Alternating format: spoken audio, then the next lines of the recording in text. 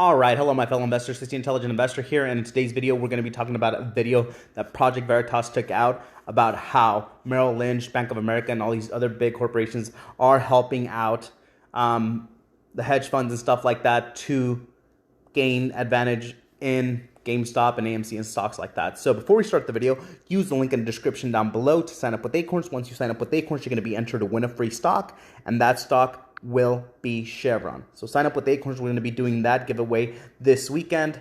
And also, once we hit 6,000 subscribers, you're going to be entered to win another free stock. And just for being a subscriber, you'll have a chance to win this stock, and that's Apple. So these are two huge blue chip companies that are great additions to your portfolio and for the future. So let's start off with the video. Let me move this here. If I take the Merrill name badge off of my shirt right now, watching what's been going on today, it was very clear to me that it looks like they've taken the side of the institutional investors.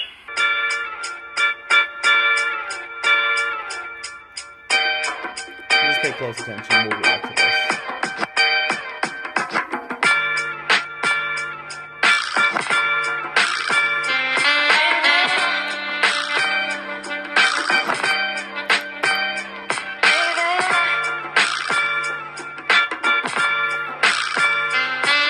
So you just heard Merrill on this call said they're taking the side of the institutional investors over the client. Now that's an admission. And in this tape, we hear our source talking to Anthony Daniels of Merrill Lynch, a division of Bank of America. Our source, who recorded this call, has been informed that Merrill intends to sell a portion of shares of a stock they had purchased recently. So with the additional concentrated position, and when he called around 5:30, they were selling a margin call of $57,904. They can either liquidate shares to bring it back up within the acceptable margin requirement, or if you wanted to transfer in funds to support the margin on that holding, you have that ability as well. But because you're so concentrated in that position, they increase the requirement, and you have the option to either liquidate or bring in funds in that amount, or they may liquidate for you to reduce the risk in the account. In order to help us understand all of this, we have a special guest here today at Project Veritas, the famous stockbroker Jay Ogeko. Jay, take it away. Let me explain how these things called margin accounts work. Our source, well, your source, has what's called a margin account with Merrill Lynch at Bank of America, an account where Merrill loans the investor the money to buy securities. On the day of the call, the market was extremely volatile. GameStop, AMC, and other stocks exploded in value, which caused huge problems for Wall Street. Individual investors had banded together and saw an opportunity to put the big boys on their heels. Yeah, they bought these stocks, GameStop, AMC, and others, knowing that the big firms on Wall Street had already bet that their stocks were going to fall in price, not rise. Because of the buying surge, those stocks rocketed up. Big firms were in trouble, potentially losing tens of billions of dollars on their bets. They circled the wagons. Your source, the small investor, believes Merrill Lynch at Bank of America was changing the rules with him to help their buddies on Wall Street like me. Merrill is telling their source to sell some of his stock. Now, tell me the truth. You guys know that this stock is going to go up, and you want me to sell my shares to put some liquidity into the market, don't you? Okay, so if you guys didn't really understand that, it's this happened when the squeeze was happening, right? Or it was about to happen, be pushing up. So, like I said here, people are like saying Robinhood is doing it, blah, blah, blah. I mean, I'm telling you, everyone was in it. They were all helping the hedge funds. And people are like, no institution helps out anybody. You're wrong about this. They just think for themselves. I'm like, no, they're all friends. They all know they're all working together. And this is proof here, So what happened is that someone from Merrill Lynch, a stockbroker, or like one of the lenders, called this person to try to push him to sell his stock. And then he's going to be explaining on why, if the stock is going to shoot up, why am I selling? Why do you require more liquidity and all that stuff? So just see it here. You know that's what's going on. Now, between you and I as a trader, you know that this is what's going on, right? And I know that you're smiling right now. But this is what's going on, and you guys... Yeah, I mean, if I take the Merrill name badge off of my shirt right now, watching what's been going on today with these type of stocks has been frustrating. Seeing that they stopped opening orders, allowed the hedge funds to close those short positions. It's very clear to me that it looks like they've taken the side of the institutional investors. The official response we're having, we're doing all of this to mitigate risk. Now, the institutional investors are the big banks, hedge funds. Now, last week, because of the GameStop phenomenon, the big banks and hedge funds were in trouble.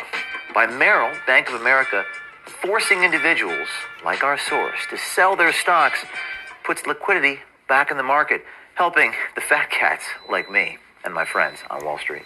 Volatility on these stocks has been out of control. Now I'm a little bit in the dark. I'm just getting, updates on what we're allowing and when we are. I'm not getting reasons as to why. So I can only speculate, and I don't want to get too involved in speculation there, but yeah, I hear where you're coming from there. It sounds fishy. It sounds strange. And then for them to do that today, adds to that dynamic. Unfortunately, I can only communicate with what I'm seeing here in the account and decisions that the firm is making. Mr. Daniels of Merrill Lynch is essentially admitting that Merrill's actions are fishy. He says, quote, "It's very clear to me that it looks like they've taken the side of the institutional investors," unquote. Wait, so let me understand. You guys are deciding that this stock is high risk on your own accord, and now you're telling me that you want to increase my margin call when the margin call that we initially agreed on has not been complicated in any way. So you guys are changing the percentage at will. Is that correct? They are changing the percentage, not specifically because of the holding, but because of the concentrated position. Can you detail what you mean by concentrated position? Yeah. So you have 12,583 shares of DNGO. Okay. And that's essentially your only holding in the account. Yeah. Because it is still exposed. You've got your account all exposed to one stock. That has a potential extra risk involved there. So they are increasing the margin requirement to 75% from the initial 30%. Okay, so what they're pretty much saying there is because he had such a high margin call that he was at a huge risk. So they were saying that they were feeling like there was a risk that he can lose all that money, right? So let's say he had $6,000 of his own money and $6,000 in margin all in one stock. So if the stock collapses or whatever, then they would lose all that money. But he's saying, well, it's my deal. You get me? Like, you guys approve this. I'm already in it. There's a contract between that, and just let it be. It's going to shoot up, And this is what I was telling you. Again, people were saying Robinhood was the only thing. People were leaving Robinhood, talking smack about Robinhood. And I understand Robinhood did wrong, but they all did wrong. So let's keep going with the video. To manage the risk in the account. That was it. That is where Mr. Daniels told our insider that Merrill is changing the rules mid-game. Our insider rightly believed these stocks were going up. And they did, almost 22% the day since the call. Merrill Lynch is increasing the margin requirement, which means you have to have more cash. They made him increase the cash liquidity from only 30% of the initial investment to 75%. That's a big difference. Yes, if he didn't, they'd sell his shares for him at a loss to fund Merrill. All this under the guise of risk management. Remember, dear investors, forced losses are for your own good. Hold on. So, at what point in our agreement did it say that you guys are allowed to do this? I can send you the Merrill Margin Handbook. Concentrated positions are covered, and unfortunately, as the messenger here for Merrill, I don't make the rules. They do have the ability to increase margin requirements on securities they see fit at any time, and that's why they were giving you the call to inform you that you could have the option to see if you want to bring in funds to cover the risk, or if you want to liquidate the shares on your own. If that doesn't happen, they may go in and liquidate for you to reduce the risk in the account. Now, when you guys go in and liquidate for me, what exactly does that mean, and who says what shares are going to be sold? The firm decides. It can be on a random order basis. They just need to get the account back up to liquidate.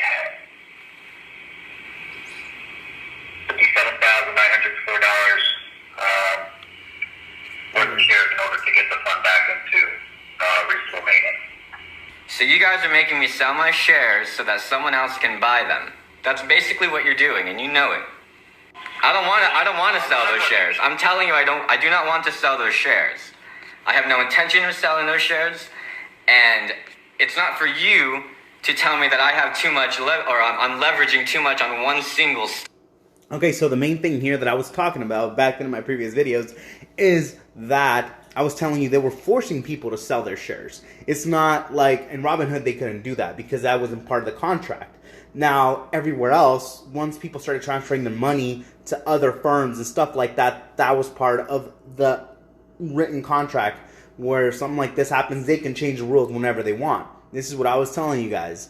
And it's something you guys have to know, and it's like a learning lesson for a lot of us, that how corrupt these people are, okay? It's not up to you. And now, I know that you guys are doing this because in the next 4 or 5 days, this stock is going to go up. And you need to ensure that there's some liquidity out there for it to be purchased. Now, I'm recording you, and so I'm letting you know that I'm recording you, and I'm going to post this because you're a representative of Merrill, and you just gave your opinion that they sided with the institutional bankers. You gave your opinion. Now, I'm going to let people know that. That's in the news, yeah. I'm going to let people know what you said. I have no intention of liquidating these shares. But if I have to, I will do it on my own. Merrill Lynch's Anthony Daniels is just the messenger. We wonder how many other individual investors got the same call as our source but didn't have the courage to record the call. Was Merrill Lynch, according to its own employee, taking the side of institutional investors? Was Merrill protecting their friends on Wall Street? You decide. But it sure smells fishy, to quote Mr. Daniels. It's the money.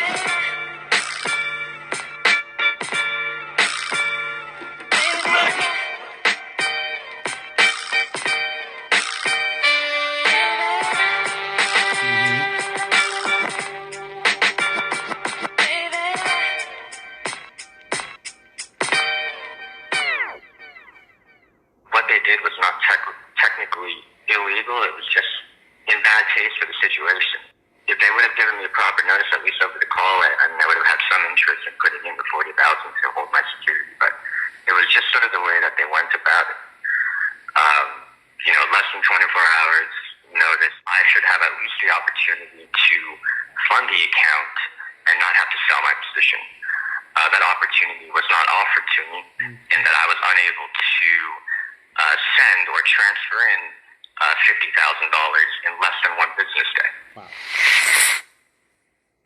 So technically they were threatening and forcing him to actually sell his stocks. At the end, they didn't get to do that, but as you see that pressure they were pushing into him, this guy knew kind of what to do and he understood it.